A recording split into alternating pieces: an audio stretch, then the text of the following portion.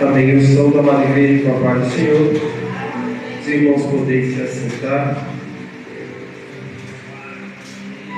Irmãos, na verdade, o pastor havia feito esse convite para mim trazer a palavra na quarta-feira da semana passada, mas infelizmente eu não estive bem de saúde, estava gripado, um pouco sem voz, então pedi para ele mudar a agenda para hoje, e aqui estou para a honra e glória de Deus. Acho muito pesada essa palavra do pregador, mas aprendi, especialmente com os meus pais e com os crentes mais antigos, a nunca rejeitar uma oportunidade. Então, se me convidam, apesar da timidez, eu sempre tento aceitar, porque Deus tem feito tantas coisas em minha vida, e o mínimo que eu posso fazer para Ele é ao menos tentar trabalhar um pouquinho em sua obra.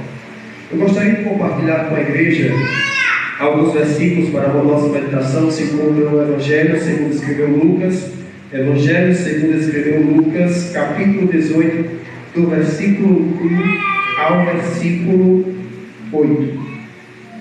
Lucas, capítulo 18, do versículo 1 ao versículo 8, que diz assim: E contou isto também numa parábola sobre o dever de orar sempre e nunca desfalecer, dizendo: havia numa cidade um certo juiz, que nem a Deus temia, nem respeitava homem algum.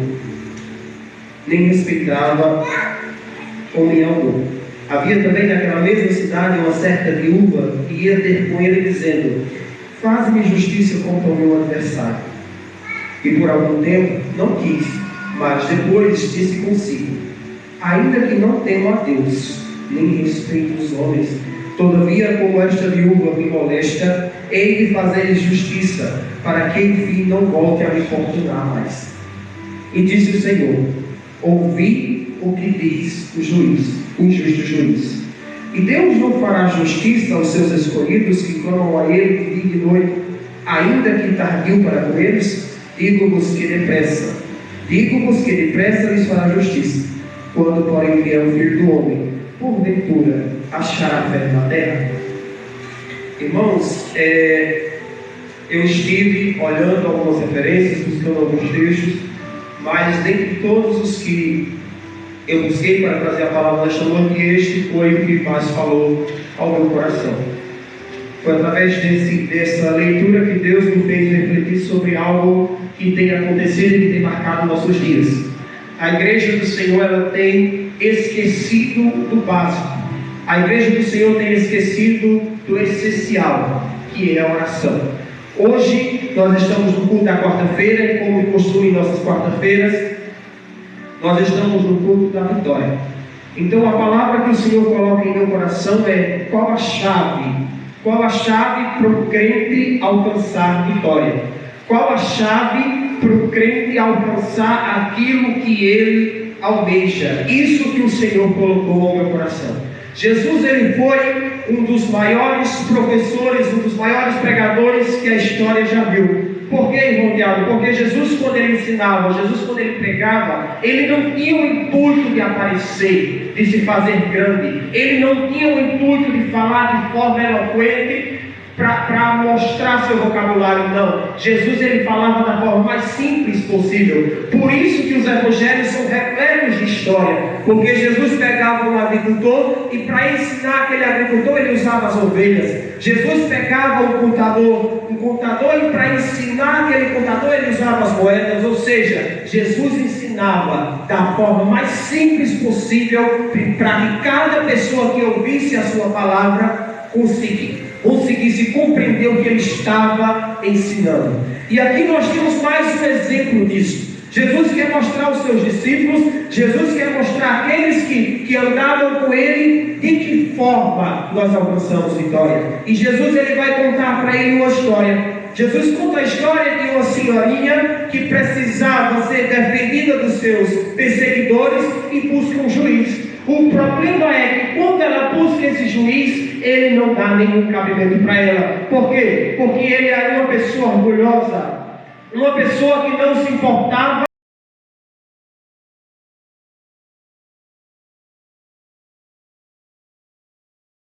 com o seu próximo. E aquela senhorinha, ela se vê agora em uma situação muito complicada. Ela precisa de ajuda. Ela sabe quem recorrer. O problema é que quem poderia recorrer não se importa com ela. Mas o que eu acho lindo nessa parábola é que a senhorinha, ela segue, ela insiste e ela não desiste de buscar a solução apesar das dificuldades.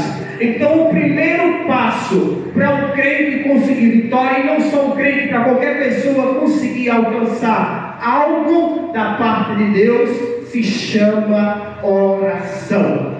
Não tem como eu alcançar algo da parte de Deus se eu não sou alguém de oração. Mas por que, irmão Tiago? Em muitos dias da nossa vida é comum nós estarmos muito semelhantes aos hinos que já foram louvados nessa noite.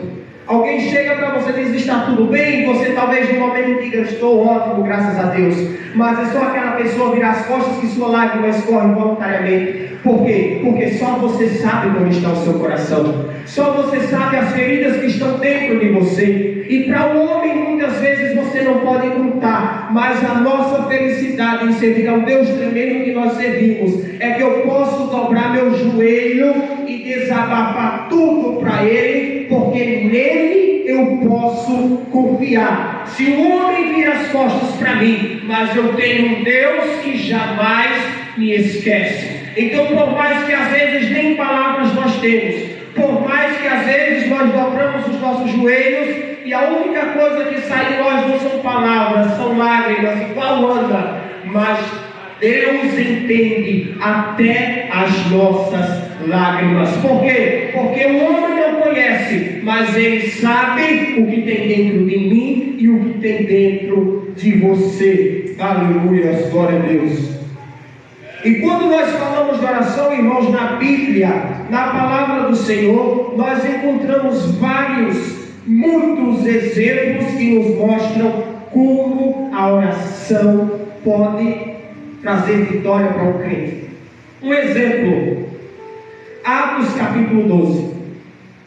A Bíblia diz que Tiago, apóstolo de Cristo, havia sido morto à espada. O rei observa e diz: não, o povo amou. O povo amou, causou uma comoção popular. Vamos fazer o seguinte: prende Pedro, deixa ele na prisão. Quando passar a Páscoa, a gente vai lá, mata ele para todo o povo ver. Porque se o povo gostou da morte de Tiago, o povo vai gostar da morte de Pedro. E Pedro fica na prisão. Mas o interessante é que na véspera, porque Deus é um Deus de surpresa. O mundo pode olhar e não ver solução, mas Deus, Ele é um Deus de surpresa. Quando tudo está fechado, quando parece que não tem mais jeito, Deus vai lá, reverte o quadro e diz: eu faço porque eu sou Deus. Eu faço porque para você pode não ter jeito, mas para mim eu faço o que eu quero, na hora que eu quero e como eu quero. E a Bíblia diz que naquela mesma noite, a igreja estava em oração lá na casa da irmã Maria. E a igreja orava, intercedia pela vida de Pedro. E naquela mesma noite, às vésperas do show que Herodes queria causar, a Bíblia diz que o anjo vem, abre as portas, leva Pedro até a praça, e lá o anjo desaparece. E Pedro, como se estivesse em um sonho ainda, ele não quer acreditar, então ele corre para casa, bate na porta, e quando ele é recebido, ele vê que a igreja estava orando por ele. Então veja uma situação que não tinha mais jeito, não tinha alguém que pudesse salvar, mas a igreja dobra o joelho, e o anjo do Senhor desce para tirar Pedro daquela prisão. Aleluia, para mostrar para mim e para você que pode não ter jeito humanamente falando, mas nem que seja através de um anjo, Deus responde à oração da igreja. Aleluia, glória a Deus. Deus é um Deus empático com o seu povo. Deus é um Deus fiel. Deus não esquece de nenhum dos seus escolhidos. Aleluia, glória a Deus. Outro exemplo muito importante para nós observarmos: Neemias. A Bíblia fala no capítulo 1 de Neemias que ele encontra os seus conterrâneos e diz: me contem como está lá em Jerusalém, porque Neemias não estava em Jerusalém, ele estava em Babilônia. Me contem como está em Jerusalém.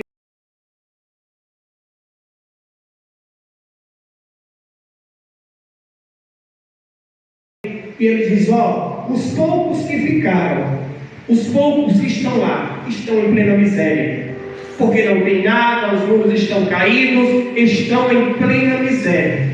E a Bíblia diz que Neemias entristece com a situação do seu povo. Ele fica preocupado com a situação do seu povo. Mas é linda a primeira atitude de Neemias. Porque se você parar para ler o capítulo de Neemias, você vai ver que a primeira coisa que ele faz é conversar com o seu Deus. Aleluia. E no versículo número 11, ele diz: Senhor, escuta a oração do seu povo. Senhor, escuta a nossa oração. E Deus escuta. Aleluia. Você pode até estar observando o seu vida, sua vida. Você pode até estar observando o seu entorno e estar observando: eu tenho orado, eu tenho colocado meu esposo nas mãos de Deus, eu tenho colocado os meus filhos nas mãos de Deus, mas eu não vejo saída. Eu tenho colocado aquela causa em oração, mas eu não vejo saída. Observa o exemplo dessa senhora. Ela não estava vendo saída ali. Ela insistia,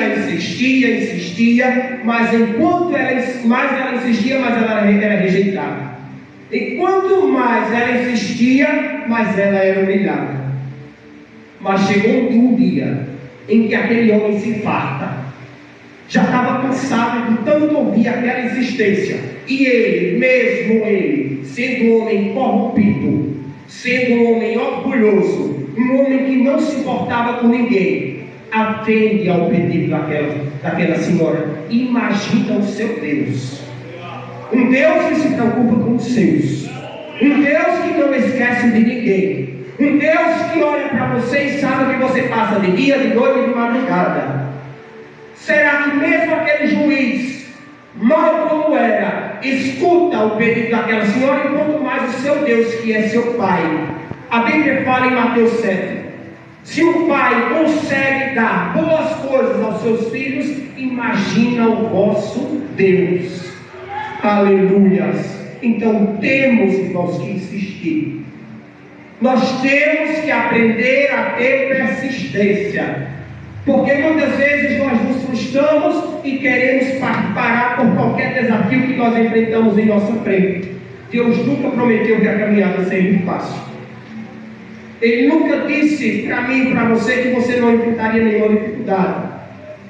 Mas Ele nos prometeu uma coisa: pode vir a dificuldade que vier, eu nunca deixarei de estar ao seu lado. Aleluia. Então passar por dificuldade não quer dizer que Deus te esqueceu. Não quer dizer que Deus te esqueceu. Mas estar na dificuldade quer dizer que você tem Ele para te socorrer. Aleluia. Então nós temos que lembrar, por mais que a igreja esteja esquecendo da oração, mas olhemos lá para Tiago 5,16: a oração do justo pode muito em seus efeitos. Aleluia, glória a Deus. Jesus, ele sempre foi alguém que era exemplo de oração. Mas, irmão Tiago,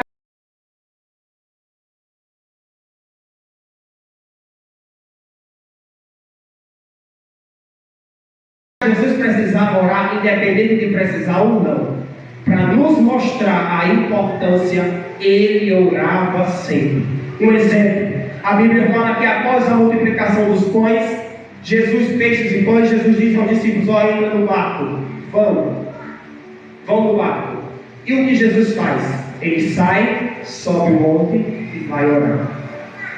Um exemplo prático para a nossa vida, que nós precisamos orar. Eu quero vitória, mas não quero me humilhar. Eu quero vitória, mas não quero dobrar os meus joelhos. Eu quero vitória, mas não quero orar. Me perdoe, meu irmão. Fica difícil para você. Aleluia, glória a Deus. Um segundo aspecto muito importante na vida do crente: ter intimidade com Deus. Nós precisamos ter intimidade com Deus. A Bíblia fala que quando Moisés passou os 40 dias no monte, que Moisés desce com as tábuas, as primeiras tábuas dos mandamentos, ele encontra e vê o povo corrompido se prostrando ao bezerro de ouro. E por causa daquilo, Deus se enfurece com o povo. Deus diz a Moisés: ó, vai, leva o povo, e um anjo vai com vocês, porque eu não vou mais. Porque se eu for, eu mato todos. Então vai e leva o povo, eu não vou mais. Mas aí entra a intimidade que Moisés tinha com Deus. Porque após isso Moisés vai, ora e diz o seguinte: Senhor, se tu não fores conosco, eu não vou. Isso é ter intimidade com Deus. Isso é reconhecer que sem a presença de Deus nós não somos nada. Deus já disse a vocês: ó, leva o povo, um anjo meu vai com vocês, porque Deus não esqueceu o seu povo, porém eu não vou mais. Mas Moisés dobra os joelhos e diz: Senhor, risque o meu nome do livro que tens escrito, que pode riscar meu nome. E em seguida, mais à frente um pouquinho: se a tua presença não for comigo, eu não vou. Nós muitas vezes queremos fazer tudo do nosso jeito. Nós muitas vezes queremos ser o Deus da nossa própria vida. Nós muitas vezes esquecemos que tem um Deus que sonha e vê muito mais à frente que nós, e queremos fazer tudo de acordo com meus próprios projetos. Não, se não for assim, eu não quero. Se não vier nesse tempo, eu não aceito. Mas quão melhores são os projetos de Deus para a nossa vida. Ter vitória e alcançar vitória não quer dizer alcançar suas próprias vontades. Uma vitória muito maior é cumprir os propósitos que Deus tem na minha vida e na sua vida. Por isso que essa fala de Moisés é tão importante para nós. Porque quando Moisés diz: Senhor, se tu não fores, eu não irei, quer dizer: Senhor, eu só faço aquilo que tu mandar fazer. Quer dizer: Senhor, eu só faço aquilo que o Senhor quer.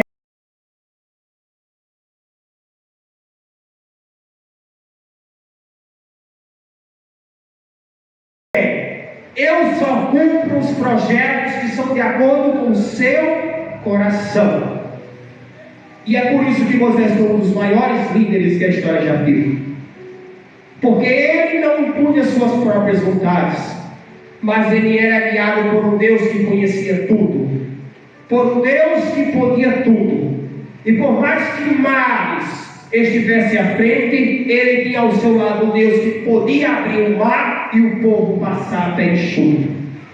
Mas para ter isso com Deus, Moisés teve que construir intimidade. Eu só confio em alguém se eu tiver intimidade com aquela pessoa. Eu não vou confiar em um desconhecido. Mas para mim ter intimidade com a irmã Elita, eu preciso ter muito contato com ela. Eu preciso conversar muito com ela. Eu preciso ser muito amigo dela. Então com Deus não é diferente. Quer ter intimidade com Deus? Ore. Quer ter intimidade com o seu Deus? Dobre os seus joelhos. Quer ter intimidade com o seu Deus? Seja amigo dele.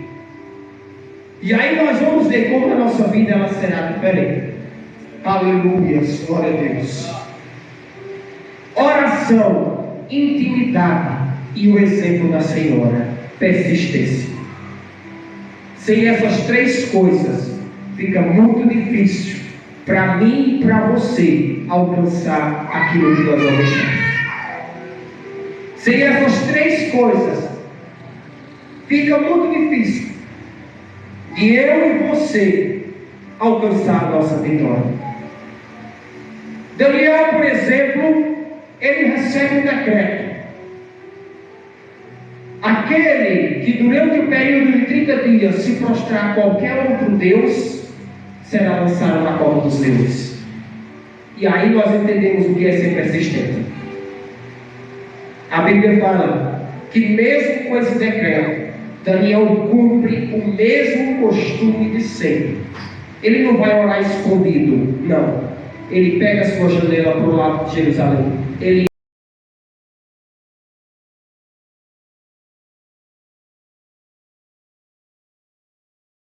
abre a sua janela, se prostra e ora. E no diálogo, mas o povo ia ver. Ele não estava preocupado se alguém ia ver. Ele não estava preocupado se ia parar na cova. O que ele queria era estar em contato com seu Deus. O que ele queria era continuar construindo a sua intimidade com o seu Deus. E qual é o resultado, irmão Tiago? Ele é lançado na cova por conta disso. Mas lá na cova, Deus dá a vitória. Por isso eu reforço as palavras que digo desde o início. 3 coisas que um crente não pode esquecer se quer conquistar a sua vitória: oração, intimidade com Deus e persistência. Eu não posso desistir do primeiro obstáculo que aparece. Eu não posso orar de qualquer jeito. Não, eu preciso construir uma amizade com o meu Deus. E para concluir essa palavra que o Senhor colocou em meu coração, eu lembro de um acontecimento enquanto eu estava lá na universidade, 2017. E uma colega minha, eu estava concorrendo a uma bolsa e tinha muita vontade, residência pedagógica na época, eu tinha muita vontade de conquistar essa bolsa.